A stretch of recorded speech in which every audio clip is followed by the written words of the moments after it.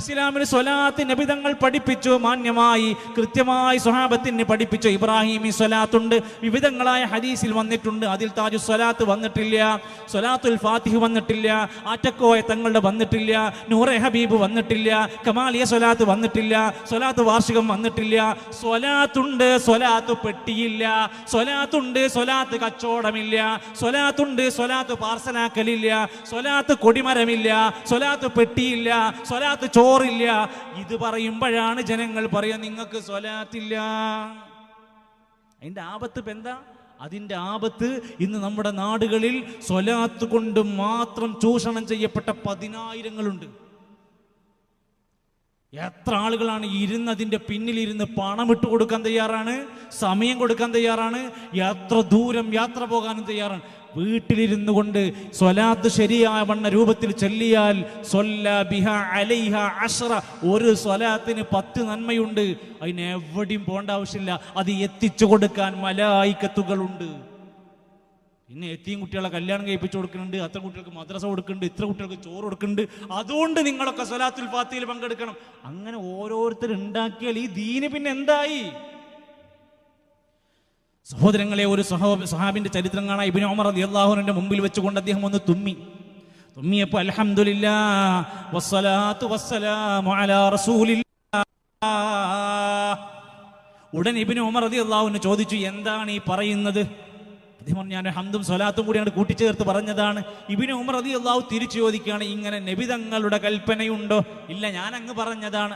ഇബ്നു ഉമർ റളിയല്ലാഹു പറയാണ്, അൽഹംദുലില്ലാഹ് മദീ, അതാണ് ഇസ്ലാമിലുള്ളത്, അതാണ് സുന്നത്തിലുള്ളത്.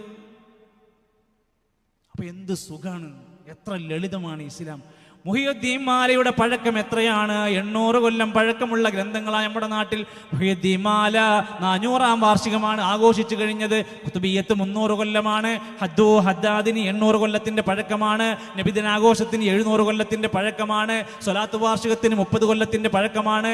നമുക്ക് 1400 കൊല്ലം പഴക്കമുള്ള ഇസ്ലാമിന്റെ മഹിതമായ പാരമ്പര്യമുണ്ട്. അതിൽ നിന്ന് പഠിക്കണം സുന്നത്ത് എന്താണെന്ന്. അതിലില്ലാത്തത് ബിദ്അത്താണ്. മുഹിയുദ്ദീൻ മാല, ഹദ്ദാദ്, റാത്തീബ്, സ്വലാത്തുൽ ഫാത്തിഹ്, ഷാഫി ഇമാമിന് അറിയുമോ? നിങ്ങൾ മദ്ഹബിന്റെ ഇമാമിയങ്ങളെ പിൻപറ്റുന്നുണ്ടെങ്കിൽ അവർ ഇത് കണ്ടിട്ടുണ്ടോ? അവർക്കിത് പരിചയമുണ്ടോ? കുത്തറാത്തീബ് മാലിക് ഇമാമിന് അറിയുമോ? ഹനഫി ഇമാമിന് അറിയുമോ? ആർക്കും കേട്ടിട്ടില്ല, പരിചയമില്ല. പിന്നെ ആരതുണ്ടാക്കി? ഇതൊക്കെ പുതുതായി അവനവന്റെ ഇഷ്ടത്തിനും സൗകര്യത്തിനും കൊണ്ടുവന്ന് നല്ലതല്ലേ നല്ലതല്ലേ എന്ന് പറഞ്ഞ് തന്നിഷ്ടത്തിനനുസരിച്ച് താല്പര്യങ്ങൾക്കനുസരിച്ച് കൊണ്ടുവരികയാണ്. അതുകൊണ്ടാണ് നമ്മളോട് സൂക്ഷിക്കണമെന്ന് പറഞ്ഞതും. നാളെ പരലോകത്ത് അള്ളാന്റെ കോടതിയിൽ വിലപിച്ചുകൊണ്ട് ഒരു വിഭാഗം ആളുകൾ വരുന്നതാണ്. അവർ വന്നിട്ട് പറയും, റബ്ബനാ ഇന്നനാ അത്അനാ സാദതനാ വകുബറാഅനാ.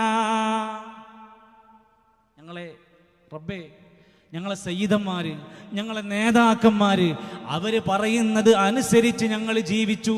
എന്തുണ്ടായത്? ഫഅദല്ലൂന സബീല, ഞങ്ങളെ അവരങ്ങ് വഴിപിഴപ്പിച്ചു. അവരുടെ വേഷം, അവരുടെ കയ്യിലുള്ള മാലയും കഴുത്തിലിട്ടിരിക്കുന്ന ഷാളും തലയിലിട്ടിരിക്കുന്ന വലിയൊരു തൊപ്പിയുമെല്ലാം കണ്ടപ്പോൾ ഞങ്ങൾ വിചാരിച്ചു ഇതന്നെ ദീനെന്ന് വിചാരിച്ചു. അവർ ഞങ്ങളെ പിഴപ്പിച്ചു കളഞ്ഞു. അതുകൊണ്ട് ഈ പരലോക കോടതി, നീതിയുടെ കോടതി, സത്യത്തിന്റെ കോടതി ഇവിടെ വെച്ചുകൊണ്ട് റബ്ബനാ ആതിഹിം ളിഅഫൈനി മിനൽ അദാബ്, ഇരട്ടി ശിക്ഷ അവർക്ക് കൊടുക്കണേ. വൽ അൻഹും ലഅനൻ കബീറാ, അവർക്ക് വലിയ ശാപം കൊടുക്കണേ. ഇത് അവിടെ പറയാതിരിക്കാനാണ് നമ്മൾ ഈ ദുനിയാവുന്ന ഇത്തരം വേദികൾ ഉപയോഗപ്പെടുത്തി ജനങ്ങൾക്ക് പറഞ്ഞു കൊടുക്കുന്നത്. ജനങ്ങളെ ചൂഷണം ചെയ്യാണ്. അവന്റെ വിഷമങ്ങളിൽ, സങ്കടങ്ങളിൽ, പ്രയാസങ്ങളിൽ ജനങ്ങൾക്ക് പരിഹാരം കൊടുക്കും. ഇതാ മക്കാമുകളിലേക്ക് സിയാറത്ത് ടൂർ നടത്താൻ പോവുകയാണ്, നിങ്ങൾ എന്ത് വിഷമങ്ങളുണ്ടെങ്കിലും പൈസ എടുത്ത് പോന്നോളിയും, നമ്മൾ ഇത്ര ദിവസത്തിന് അമീറിന്റെ കീഴിൽ ഉംറ കൊണ്ടുപോകണം മാരിയ അമീറിന്റെ കീഴിൽ ഞങ്ങൾ ഇതാ സിയാറത്ത് ടൂർ കൊണ്ടുപോകാൻ പോവാണ്. എവിടേക്കാ കൊണ്ടുപോകണത്? ഭീമാപള്ളി ഉമ്മച്ചിന്റെ അടുത്തേക്കാണ്. പിന്നെ ഉള്ളാളിലേക്കാണ്, കുറച്ച് അങ്ങോട്ടും കുറച്ച് ഇങ്ങോട്ടും. ഇതിൻ്റെ ഇടയിൽ പേരറിയുന്നതും പേരറിയാത്തതുമായ 100 കണക്കിന് മക്കാമുകളിലേക്ക് ജനങ്ങളെ കൊണ്ടുപോയിട്ട് ഇവിടെ പൈസ ഇട്ടാൽ, ഇവിടുത്തെ എണ്ണ തൊട്ടാൽ, ഇവിടുത്തെ ജാറം മൂടിയാൽ, ഇവിടെ ഇരുന്നോതിയാൽ, ഇവിടെ തൊട്ടാൽ, ഇവിടെ ചുംബിച്ചാൽ നിങ്ങളെ പ്രശ്നങ്ങൾ തീരുമെന്ന് പറഞ്ഞ് കൊണ്ടുപോകുന്നത് ലഅനത്തുല്ലാഹി അലൽ യഹൂദി വന്നസാറ. മരിക്കുന്നതിന്റെ മുമ്പ് ഹബീബായ റസൂൽ സല്ലല്ലാഹു അലൈഹി വസല്ലമന്റെ വസിയത്താണ്, മരിക്കുന്നതിന്റെ മുമ്പുള്ള വസിയത്താണ്. ആ ഒരു വസിയത്തെങ്കിലും പാലിക്കാൻ പ്രിയപ്പെട്ട മലയാളികളെ നമുക്ക് സാധ്യമാകണം. ലഅനത്തുല്ലാഹ്, അല്ലാഹുവിന്റെ ശാപമുണ്ട് അൽ യഹൂദ വന്നസാറ, യഹൂദി നസാറാക്കൾക്ക്.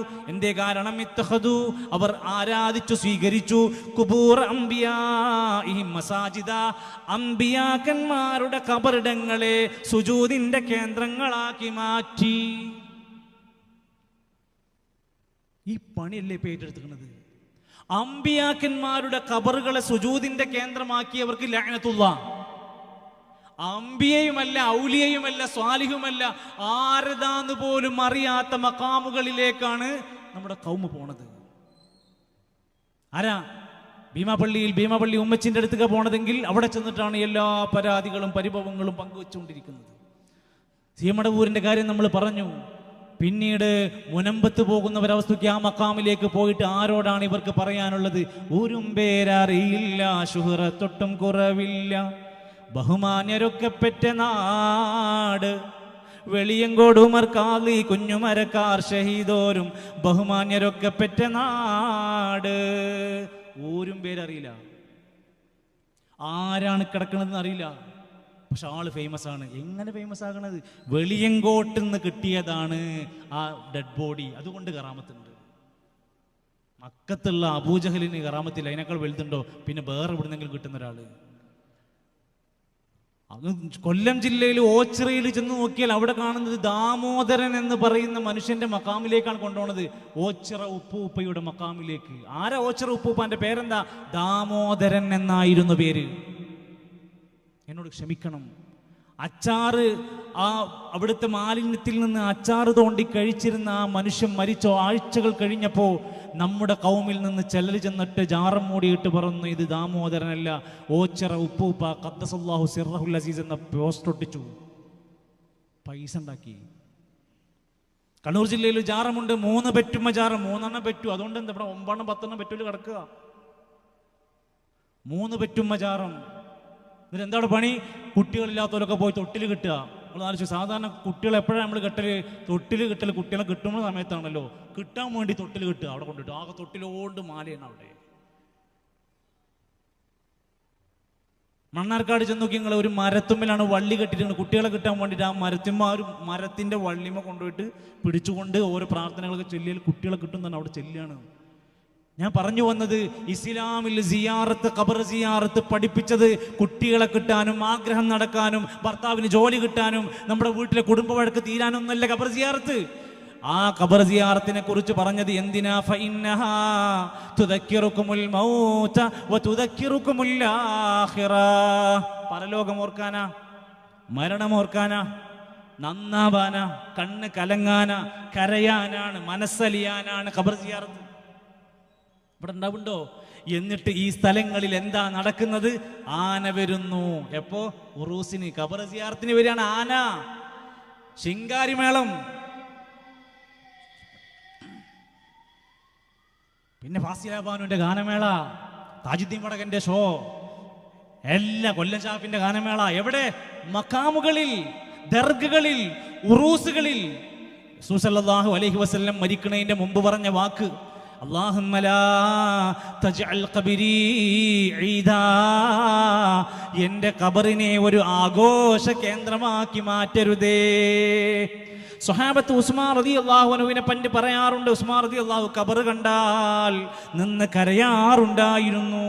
ഓലൊക്കെ കരയാ. ഇവിടെ ഖബറിങ്ങ ചെന്ന് തുള്ളിച്ചാടി മധോന്മത്തരാവുക.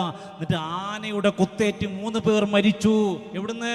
ഖബർ സിയാറത്തിന് വന്നിട്ട്. ഈ കഥയാണ് നമ്മൾ പറഞ്ഞത്. ഇത് ഇസ്ലാമിക വിരുദ്ധമായ ആശയങ്ങൾ കൊണ്ട് നടന്നുകൊണ്ട് ജനങ്ങളെ വഴിതെറ്റിക്കപ്പെട്ടു. രോഗം മാറണില്ല, അതുകൊണ്ട് രോഗം മാറാൻ ഇന്നയാൾ തൊപ്പിയ വെള്ളമുണ്ട്, അതെടുത്ത് കുടിപ്പിക്കുക, അല്ലെങ്കിൽ ഏതെങ്കിലും സ്ഥലത്ത് പോയിട്ടൊരു ചരട് കെട്ടിക്കുക, അല്ലെങ്കിൽ വലിയ വലിയ ഐക്കല്ല് കൊണ്ടുവന്ന് അരയിലോ കയ്യിലോ തണ്ണയിലോ കെട്ടിക്കൊടുക്കുക, ഇത് വെച്ചാൽ മാറുമെന്ന് ആരാ പറയുന്നത്? നമസ്കാരം കഴിഞ്ഞിട്ട് പറഞ്ഞു, അല്ലാഹുമ്മ ലാ മാനിഅ ലിമാ അഅതൈത വലാ മുഅതിയ ലിമാ മനഅത വലാ അല്ലാഹുവേ, നീ നൽകിയത് തടുക്കാൻ ഒരാൾക്കും പറ്റൂല, നീ തടഞ്ഞത് നൽകാനും ഒരാളെ കൊണ്ടും പറ്റൂല. എന്താ നമുക്ക് വിശ്വസിക്കാൻ പ്രയാസം? രോഗം വന്നാൽ എന്താ ചെയ്യേണ്ടത്? ഡോക്ടറെ കാണണം, ചികിത്സിക്കണം, പ്രാർത്ഥിക്കണം, എല്ലാം ഇസ്ലാം പഠിപ്പിച്ച ഹലാലായ മാർഗങ്ങളൊക്കെ ഉപയോഗിക്കണം. തെറ്റായ ഒരു വഴിയും ഉപയോഗപ്പെടുത്താൻ പാടില്ല. അതുകൊണ്ടാണല്ലോ നബി തങ്ങളുടെ മുമ്പിലേക്ക് കയ്യിൽ ഒരാൾ ഏലസ് കെട്ടി വന്ന സമയത്ത് അദ്ദേഹത്തിന് കൈ കൊടുത്തില്ല, ബൈഅത്ത് ചെയ്തില്ല. മറ്റൊരിക്കൽ നബി തങ്ങൾ പറഞ്ഞു, മൻ അല്ലക തമീമത്തൻ, ആരെങ്കിലും ഏലസ് കെട്ടിയാൽ ഫഖദ് അശ്റക, അവൻ ശിർക്ക് ചെയ്തവനാകുന്നു. നമ്മൾ മുശ്രിക്കാക്കി എന്ന് പറയണ്ട, ഹദീസിന് വായിച്ചതാണ്. മൻ അല്ലക തമീമത്തൻ, ആരെങ്കിലും ഏലസ് കെട്ടിയാൽ ഫഖദ് അശ്റക, അവൻ ശിർക്ക് വെച്ചിരിക്കുന്നു. എത്ര സംഭവങ്ങൾ നമുക്ക് വായിക്കാൻ കഴിയും. ഏത് മേഖലകളിൽ എടുത്തു നോക്കിയാലും നമുക്ക് അള്ളാഹുവിൻ്റെ ദീന് വ്യക്തമാണ്. ആ ദീനിലേക്ക് എന്തൊന്ന് കൂട്ടിച്ചേർത്തിട്ടുണ്ടോ അതിൻ്റെ മാരകമായ അപകടങ്ങൾ നമ്മുടെ സമൂഹം ഇന്നും എന്നും അനുഭവിച്ചുകൊണ്ടേയിരിക്കും.